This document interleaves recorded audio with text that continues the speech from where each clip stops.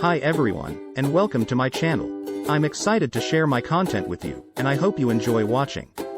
Don't forget to like, comment, and subscribe to stay updated on my latest videos. Let's get started. In this video we are going to see about best ways to lose weight. When it comes to ways to lose fat, most of the time we want to start out slowly. Not only in terms of how aggressively you cut calories, but also in terms of how complicated your training and diet are. Everyone is different, so everyone needs a plan that is made just for them. It is important to keep this in mind and find the best way to do things. A person who is overweight and doesn't work out will have a very different approach than a person who goes to the gym often and counts calories. Different individuals require different fat loss strategies. If you are getting ready for a contest, you should follow a very different plan than if you were on a food diet. They look at food and eat it. This person has a lot of room to make changes, and even small ones can make a big difference. If this is the case, one of the first things you can do to lose weight is swap good foods for bad ones. Or maybe it's just making sure your breakfast is on point. Instead of beginning by keeping track of everything you eat. To make sure you're making progress, you have to be honest with yourself and figure out how your diet is affecting you. Will you be able to keep track of all the calories and food you eat? Or is it going to be too much of a change at first? In that case, you could get to this point by working hard. That's also making progress, and there's no need to hurry. Small changes matter. You have done a lot just by improving the quality of your diet, getting some good micronutrients, lowering your stress, and getting enough sleep. Using these methods to lose weight will, of course, cause you to eat less.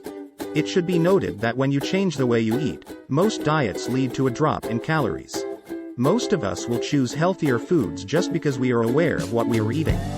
Because of this, the number of calories goes down. Choose fat loss plans that fit your style. One of the most important things you can do is choose a diet that fits your mindset and your ability to stick to it. Because in reality, any kind of diet can work. Whether it's the size, type, or timing of the food.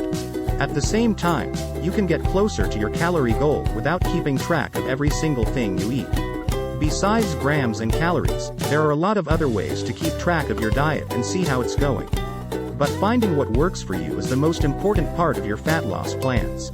Someone might do better on a low-carb diet, while someone else might do better on a low-fat diet. In the same way, one person needs to eat more fruits and vegetables, and another needs to eat more protein. How to start dieting? Let's say you or your client doesn't know anything about dieting or keeping track of calories. For the first week, we just want to find out where we stand. If you don't change your diet unless it's absolutely necessary and only add training, you can find your baseline. But right now, keeping track of everything you eat is the most important thing you need to do. Start the exercise program and keep eating as you normally do, but now you should also start keeping track of what you eat. So, we'll know what you or your client have been eating on average. Now, when you decide to change your eating habits, it will be pretty accurate. And not just based on a BMR calculator we found online. Because there is a very small chance that these calculators are right. We're just cutting down on how much guesswork we have to do. Changing the way people lie. You can keep adding more good habits by starting slowly and paying more attention to what you eat. In the first week, you just pay attention to what you eat. You can also make changes that are good for your health, like adding more vegetables and supplements. You can also make some changes to your lifestyle, such as sleeping more regularly and getting more micronutrients and supplements. Most people will improve the quality of their food without having to follow a lot of rules right away. This is because we are taking things slowly, paying attention, and really learning about what we are doing. As most people start to pay more attention to how they live and what they eat, they will start to eat cleaner foods on their own. Just because we pay attention to what we do and keep track of what we eat.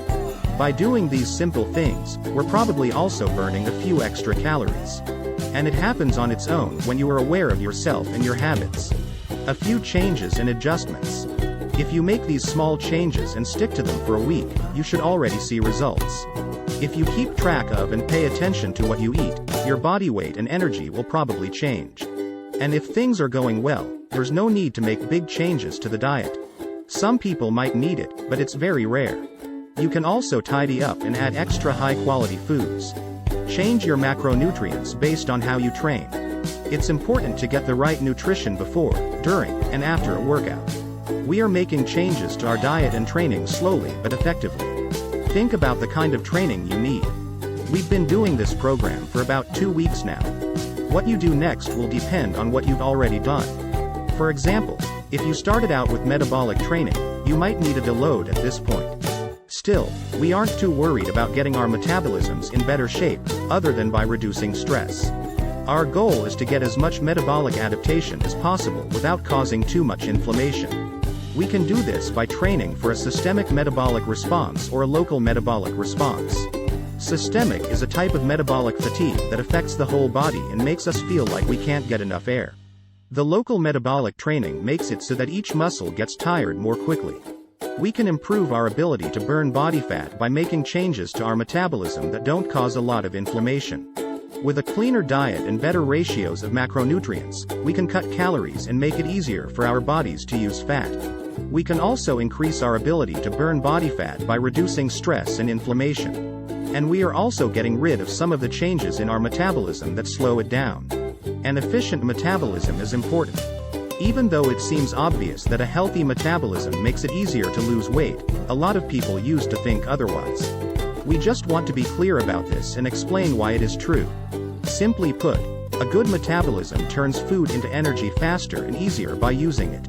On the other hand, a slow metabolism takes longer to turn food into energy. Most of the time, it also needs more carbs to make energy.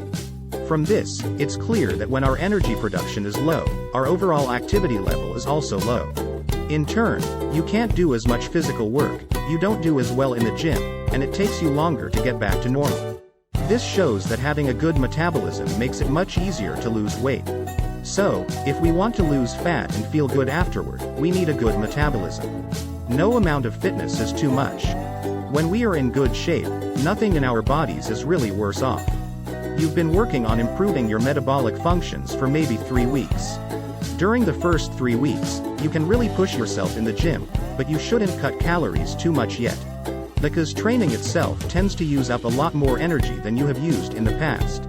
On top of that, metabolic training will improve how nutrients are used, how glucose is stored, and how fat is burned. If we had wanted to lose more weight in the first 3 weeks, we could have been more aggressive with the number of calories we ate. But in reality, that would just lower the amount of glycogen in our bodies. Metabolic training is better with higher glycogen levels. In fact, for metabolic training, we want our glycogen levels to be pretty high. This is because metabolic training needs a source of energy that works quickly and well. When we are too tired, we have 2 main problems. Our performance goes down and inflammation gets worse.